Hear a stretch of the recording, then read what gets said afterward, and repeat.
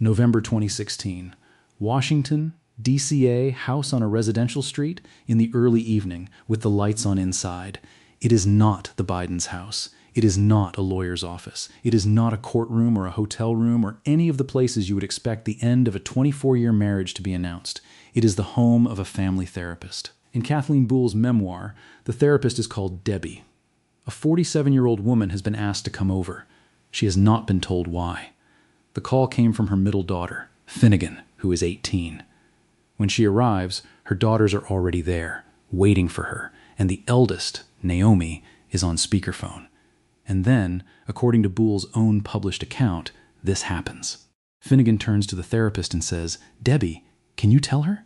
We can't do it." The therapist looks Kathleen in the eye, and she says, calmly, the way you say something you have rehearsed because there is no gentle version of it. Kathleen, Hunter's having an affair with Hallie Biden, the widow of Beau Biden, who had been dead for 18 months, her sister-in-law, the mother of her daughter's cousins, a woman who had sat at the same Thanksgiving tables and stood in the same funeral receiving line. Kathleen asks how they know. "We found his phone," Finnegan says. "There were text messages between them," Naomi says. And then the therapist adds one more sentence, which I would argue is the single most important line in this entire story, because it is a professional quietly acknowledging that something has already broken beyond repair. She says, "From now on, Kathleen, no more secrets. I told the girls that from this day forward, you will tell them the whole truth." Now hold that room, because I am going to leave you standing in it for about 20 minutes. I am not going to tell you yet what Kathleen Buhle said next. I am not going to tell you what she felt. And specifically, I am not going to tell you the one word she used 6 years later on national television to describe her actual emotional reaction in that living room, because it is not the word you are expecting, and when you hear it, it is going to reorganize everything you thought this story was about. What I want you to look at right now is not the affair. The affair is the shallow version of this. Every outlet in America covered the affair in 2019 and covered it again in 2022 and treated it as a tabloid item about a president's son. Look at the machinery instead. 3 daughters found something on their father's phone. They did not go to their father to ask what it meant. They called him, told him they had seen it, and then they went to a therapist. They got their sister onto a speakerphone.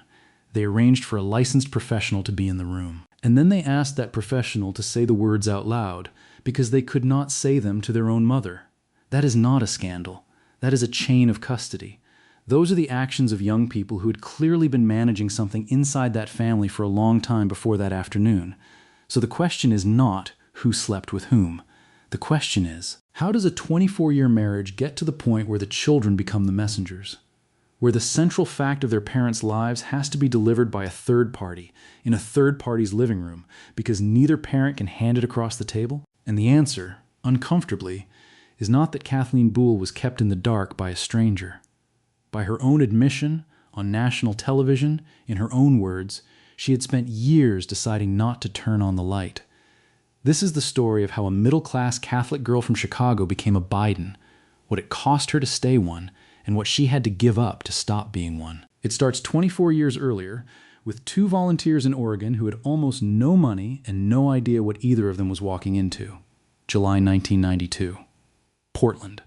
Kathleen Ann Buhle is 23 years old. She grew up in Chicago in a large Catholic family. Her mother was a school teacher. Her father sold tickets for the Chicago White Sox. Catholic schools, then St. Mary's University of Minnesota, then a psychology degree, and then she did the thing a certain kind of earnest 23-year-old did in 1992. She joined the Jesuit Volunteer Corps. The JVC is not a resume line. It is a year of service on essentially no money. You live communally with other volunteers. You work with poor people. The 4 pillars they drill into you are simplicity, community, social justice, spirituality. Nobody joins the Jesuit Volunteer Corps to network. Working at a Catholic church in Portland that same summer is a 22-year-old man named Hunter Biden. He is the second son of a sitting United States senator. He is also, in a way that matters enormously if you want to understand the next 3 decades, a survivor of something the entire country watched. In December 1972, weeks after his father won that Senate seat, a car crash killed Hunter's mother, Nelia, and his infant sister, Naomi. Hunter was 2. He and his older brother, Beau, were pulled out of the wreck and spent months in adjacent hospital beds. Their father was sworn into the Senate standing beside them.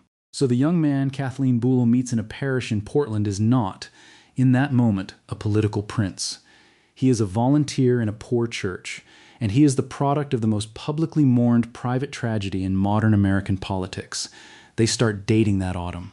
Within a few months, she is pregnant. They marry in July 1993, and their first daughter arrives later that year, and they give her a name that tells you exactly what family Kathleen has just joined: Naomi, the name of the baby sister who died in 1972. Here is where most retellings of this story go wrong, and I want to refuse that move deliberately. It is very easy, from where we are sitting, knowing everything that came after, to look at 1993 and see warning lights, to treat Kathleen Buhle as naive, to ask why she did not see it coming. She has never described it that way, and the record does not support it. When she sat down with CBS News' Anthony Mason in June 2022 for one of the first television interviews of her life, she described the man she married in 3 words: so mature and sophisticated and charming. And then she said something much quieter and much more revealing. She said he treated her in a way she had not been treated before. Sit with that. Not he was rich, not he was connected. He treated me in a way I hadn't been treated before. That is a woman describing being specifically, personally, unusually loved. Whatever else is true about the following 24 years, that foundation was real, and if you throw it out, the rest of this story becomes incomprehensible. And then there was the family, which was in some ways the larger thing she married. The Bidens in the 1990s were not a brand. They were an organism. Grief, loyalty, obligation, a shared public face, and a shared private code. Beau lived with Kathleen and Hunter for a stretch while he worked as a federal prosecutor. In 1997, the couple bought an old property outside Wilmington on land that predated the Revolution. Hunter went through Georgetown law. 2 more daughters arrived. Finnegan in 2000, Maisy in 2001. By 2009, when Joe Biden became vice president, Kathleen Biden was not standing at the edge of that photograph. She was in it. She was at Arlington. She became friends with the First Lady. She sat on boards. She hosted. She was, by every measure a person can be measured by, a Biden. And that is the first thing I need you to track through the rest of this video, because it is the load-bearing wall of the whole story. She had not only married Hunter, she had become a Biden. Remember that sentence. It comes back twice more, and the last time it comes back, it means almost the opposite of what it means right now. Now, Act 1 needs a crack in it, and here it is. In 2003, 10 years into the marriage, Hunter Biden goes into rehab for alcohol. Buhle told ABC News that around that same period, her husband told her they owed back taxes. Money she says they eventually paid off. That is the first time, by her account, that the financial shape of their life became visible to her. And here is what she did with that information. Nothing. That is not me being unkind. That is her own assessment of herself, and it is the most important thing she has ever said in public.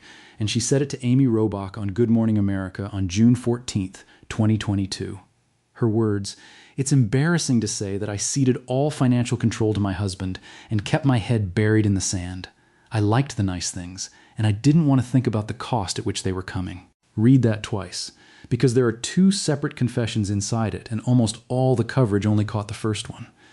The first confession is, "I did not know." The second confession is, "I chose not to know." And the second one is the reason this is worth 30 minutes of your life instead of 3. Because a story about a woman deceived by her husband is the oldest shape in the world, and it comes with a pre-installed verdict. He lied, she suffered, he is guilty, she is innocent. Roll credits.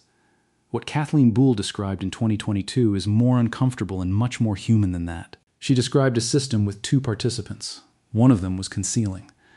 The other one had made a standing decision not to check. She said a version of the same thing to CBS, and there it landed even harder because she was being asked about a federal investigation into her ex-husband's finances. She said that even if she were subpoenaed, she had kept her head so deeply buried in the sand that she honestly had nothing to contribute. She said she had spoken to investigators but had not been called before a grand jury, and that the reason they came to her at all was obvious. She had been married to the man for 24 years. I want to be exact about what the record does and does not establish here, because this involves living people and precision matters more than drama. The record does not establish that Kathleen Buhle knew about any illegal financial activity. She has consistently said the opposite. She has never claimed that the Biden family instructed her to stay quiet. She has never said Joe Biden controlled her household's money. None of that is in her memoir, none of it is in her interviews, and none of it is in her sworn testimony. Anyone who tells you otherwise is filling in blanks for reasons of their own. What the record does establish, from her own mouth, is narrower and stranger. She handed financial control to her husband. She liked the life it purchased. And she deliberately did not ask how it was being paid for. So the real question in this act is, why would anyone do that? The honest answer comes out of the addiction literature and out of thousands of marriages that never get a memoir written about them. In a household organized around someone else's substance use, the spouse's job quietly changes. You stop being a partner and you become a manager. Not a manager of money, a manager of appearances, of what the children see, of what the neighbors hear, of whether tonight is a good night or a bad one, of what the family looks like in the photograph. And when your entire cognitive budget is going toward managing whether the man is okay, there is nothing left over to audit what the man is doing. Financial questions become one more door you do not open, because you already know what is behind every other door in that house. Then add the layer almost nobody in an ordinary marriage has to carry. Kathleen Buhle's private life was attached to a public surname, which meant the family's problems were never only the family's, they were potential news. So every instinct to look closer collided with an instinct to protect. The name was armor. The name was also the reason not to lift the armor and look at what was bleeding underneath it. She was a college-educated woman with a psychology degree, a wide circle of friends, and a seat at some of the most photographed tables in Washington. And she has said publicly that she did not feel able to ask her own husband where the money came from. Hold that contradiction. We detonated in Act 5. One quick thing before the story turns, because I would rather ask now than interrupt later. If any of this has landed so far, tell me in the comments which part hit hardest. The sentence about not wanting to think about the cost, or the daughters calling the therapist. I read them, and they genuinely decide which family I go into next. Okay, Act 3. This is where a difficult marriage becomes an emergency. May 30th, 2015. Beau Biden dies of brain cancer at Walter Reed. He is 46. He is the Attorney General of Delaware and the son everyone assumed would run for governor and then for something larger. And to Hunter, he is not simply a brother. Hunter has written about Beau as the person who was in the wreckage of that car with him in 1972 and never let go afterward. The Bidens' public grief in June 2015 was enormous and covered wall to wall.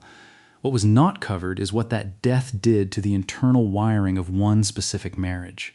Because Kathleen Buhle did not just lose a brother-in-law. She told CBS that Beau was a brother to her. And then she said the thing that makes his death structurally load-bearing here, not just emotionally. She said Beau was someone who she believed loved Hunter as much as she did. Understand what she is describing. For years, she had not been doing the job alone. There was exactly one other person on earth as invested in Hunter Biden staying alive and staying well as she was. One other person who would notice. One other person who could be called at midnight. One other person carrying the weight.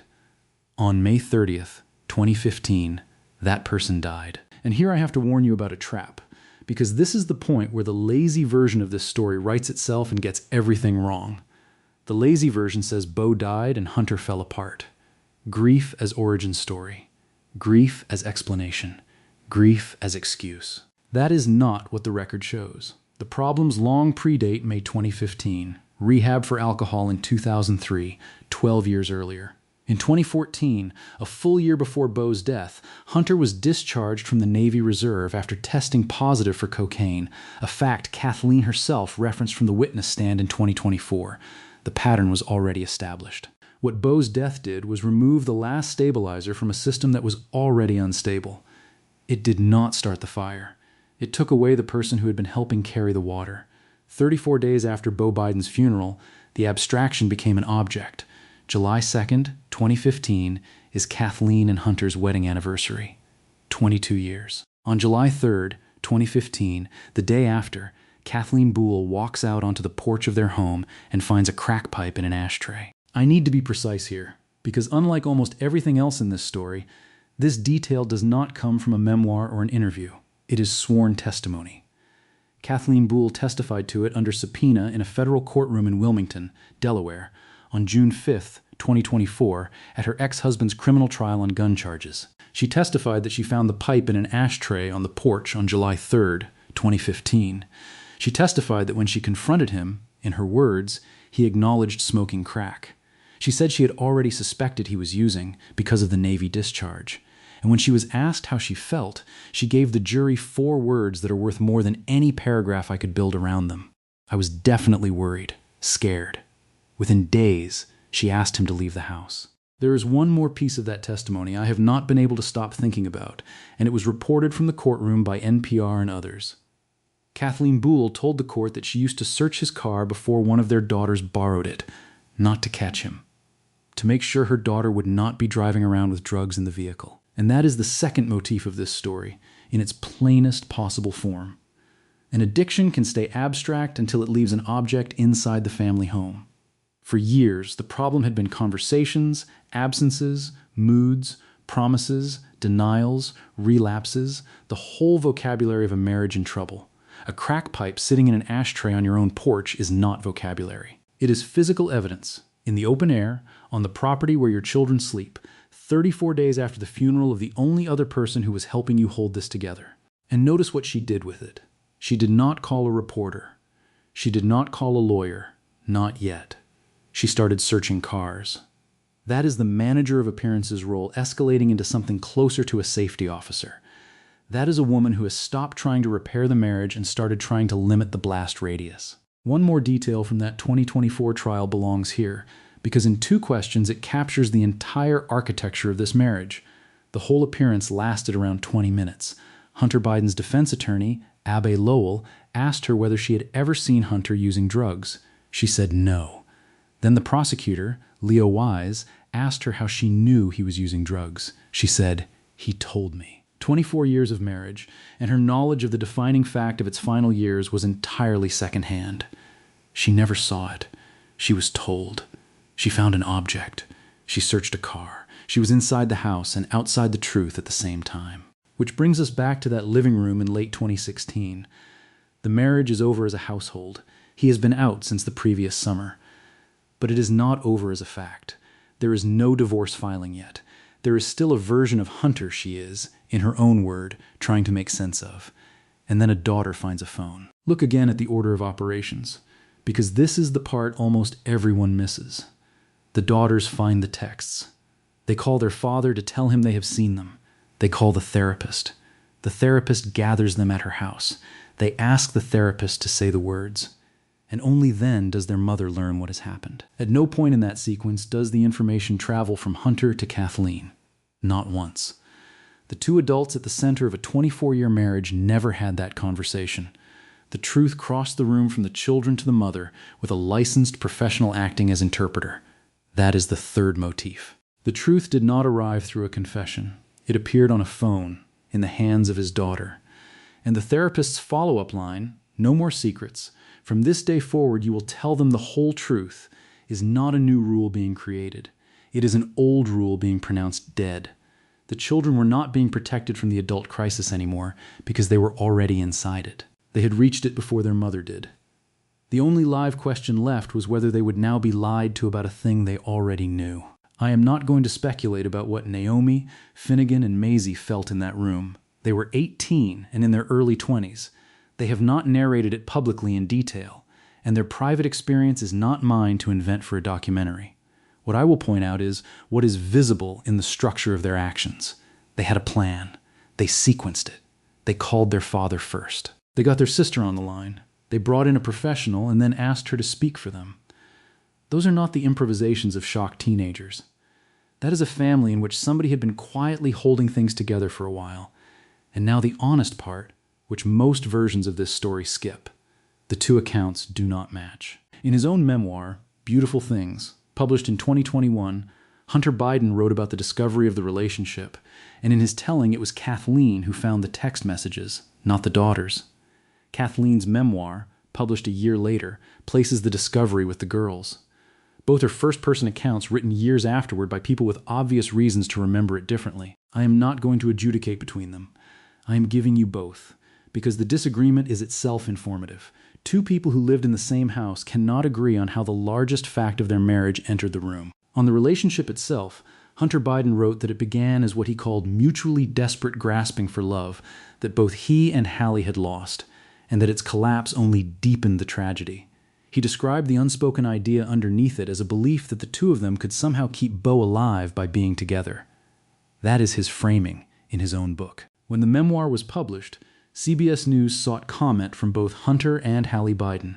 Neither responded. The White House declined to comment. That is the actual state of the record, and the silence is part of it. And now, finally, the thing I withheld at the top of this video, what Kathleen Buhle actually felt in that living room. Here's what she told CBS in 2022. When she found out he was having an affair with their sister-in-law, she said, she had by that point spent the last year and a half losing her mind trying to make sense of what was going on. And then, in her words, in a strange way it was like, finally, I don't love him anymore. Finally. Not how could you. Not my life is over. Finally. That single word is the payoff of everything in this video so far. For 18 months, she had been the only person in that marriage operating without a complete picture. She had been finding objects and searching cars and receiving her information secondhand and, presumably, being told that her read on the situation was wrong. She said she was losing her mind, trying to make sense of it. The revelation, brutal as it was, handed back the one thing she had lost, which was confidence in her own perception. Reality finally matched what her gut had been telling her. There was nothing left to interpret and nothing left to argue with. The relief inside that word is not relief about the affair. It is relief about no longer having to negotiate with the truth. She filed for divorce on December 9th, 2016, weeks after that afternoon. And here is where a normal version of this story would end. It does not end there, because the divorce was not the last separation. It was the first one. It got ugly before it got clean. In February 2017, she filed a motion in D.C. Superior Court seeking to freeze her ex-husband's assets, and the filings from that period, reported at the time by the Washington Post and Delaware's News Journal, are not gentle documents. By that April, the two of them reached a settlement, and the divorce was finalized later in the year. Then two things happened, almost on top of each other, and the collision changed her. The first is that Kathleen Buhle was diagnosed with stage 3 colon cancer. In her ABC interview, she placed the diagnosis just months after the divorce. No family history. She was a runner. And what she said about the moment she was told is one of the most quietly staggering lines in the whole interview. Within minutes, she thought, I can't believe I was that upset about divorce. The second thing is the name. Because when the marriage ended, she was still Kathleen Biden. She had been Kathleen Biden since July 1993. She had been Kathleen Biden for the entirety of her adult life, through 3 children, through law school and a vice presidency and 8 years of Secret Service, through friendships with first ladies, through every photograph anyone had ever taken of her. Kathleen Buhle, the 23-year-old volunteer from Chicago, had been gone for a quarter of a century. In 2019, she formally changed it back. And listen to how she described that decision to ABC News. Because this is the passage that made this video worth making. She said the Biden name was so much a part of her identity. She said, the idea that I was a 49-year-old, college-educated woman with a community of support, relatively smart, and I really felt like I couldn't make it on my own. And then she interrupted herself and said, that's crazy. Then, so it was frightening, but I did it, and it felt empowering. That's crazy. She stops her own sentence to say it. She is describing her fear and refusing in the same breath to grant that the fear was reasonable. And she is right that it was not reasonable. She is also right that it was completely real. Both of those things are true at once, and that is precisely the contradiction I asked you to hold back in Act 2. Look at the arithmetic of it. A woman with a degree, a professional history, 3 grown daughters, a national network of friends, and a public profile who genuinely believed she could not survive without a surname. And that is not a story about the Bidens. By her account, nobody in that family ever told her she needed the name. She has said close to the opposite. Asked by ABC whether Joe and Jill Biden had spoken with her about what happened, the only thing she offered was this. The one thing she had never, ever questioned was Joe and Jill's love and attention toward her 3 daughters. She said divorce had been hard on all of them because they had been very close, that they come together out of a shared love for her daughters, and that for that she will be eternally grateful. So the cage was not built by any one person. It was built by 24 years of gradual substitution, in which the identity she arrived with was slowly replaced by the identity she married into, until removing the second one felt like removing a load-bearing part of herself. She had not only married Hunter, she had become a Biden. To leave the marriage completely, she had to become Buhle again. She published If We Break, a memoir of marriage, addiction, and healing in June 2022. She did the ABC interview and the CBS interview, the first television interviews of her life. She founded a nonprofit in Washington called The House at 1229, built around women, and specifically around the community of women she credits with carrying her through the worst period of her life. She was cancer-free. Her eldest daughter, Naomi, was married at the White House in November of that year, and Kathleen was there for it. And then, in June 2024, she was subpoenaed. She walked into a federal courthouse in Wilmington and testified about her ex-husband in a criminal trial where his stepmother, the First Lady of the United States, sat in the gallery. 20 minutes on the stand. The porch. The ashtray. July 3rd, 2015, he told me. From a church basement in Portland to a federal witness box in Delaware. 32 years. So what do you do with a story like this? The easy move is to make it about Hunter Biden, because that is the name that sells, and because there is an entire industry built on treating this family as either saints or criminals depending on who is paying for the microphone. I am not interested in either version. What is publicly established about Hunter Biden inside this particular story is a serious addiction, a relationship with his late brother's widow that he described in print himself, and a marriage he could not hold together. He has also, by every account, including his ex-wife's, been genuinely loved by the people in it. Kathleen has said publicly that she has forgiven him. She told people that anger is such a heavy weight to carry. She told CBS, "I know he feels bad about what he did. That's hard to live with, so I hope he's in a good place. I really do." The other easy move is to make Kathleen Buhle a pure victim, and she has spent years actively refusing that. She keeps putting her own choices back into the frame. The word she used on national television was embarrassing, and she was applying it to herself. She said the process of writing had made her own some of the decisions she made, and that it was hard. What she is describing is not a woman who was fooled. It is a woman who participated in an arrangement, sensed it was costing her something, and could not measure the cost because she had organized her life specifically so that she would never have to look at the invoice. And then her daughters looked at it for her. That is what I keep coming back to. The revelation in that living room was not really new information about Hunter. She had suspected the shape of it. She had found the pipe. She had searched the car. She had been, in her own words, losing her mind for 18 months. The genuinely new information was about the family. It was the discovery that her children had been carrying knowledge she did not have, that they had built a careful plan to hand it to her safely, and that they had needed a professional in the room to do it. Every parent's instinct in a crisis is to keep the children outside of it. What she learned that evening is that they had been inside it longer than she had. She did not leave because she stopped loving him. She left because loving him had finally stopped being the operative question. Love was never going to be the thing that fixed it. Love had been the thing that kept her from asking why it wasn't fixed. She entered this story in July 1992 as Kathleen Buhle. 23 years old, a psychology degree, no money, working in a Catholic parish in Portland because she believed in it. She spent 24 years as a Biden. In 2019, she took the name off. In 2022, she published the story under her own. The marriage made her part of a political dynasty. Writing it down is how she became the author of her own life again. So here is what I want in the comments, and I want an argument, not a verdict. She has said she chose not to ask where the money was coming from. Is that a confession of complicity? Or is it simply what surviving inside an addicted household looks like from the inside, described more honestly than most people are willing to describe it? I go back and forth on this, and the best comment on these videos usually changes my mind about the next one. And if you want the other half of this story, it is Beau. Beau Biden is the ghost in every act of what you just watched. He is the reason the family held, the reason it broke when he died, and the connective tissue between the two people at the center of the affair. Everybody knows how he died. Almost nobody has examined what his death did to the structure around him. That one is next. Subscribe if you want it when it lands. And thank you for staying to the end of a story about a woman who spent 24 years not asking questions and then wrote 400 pages of answers.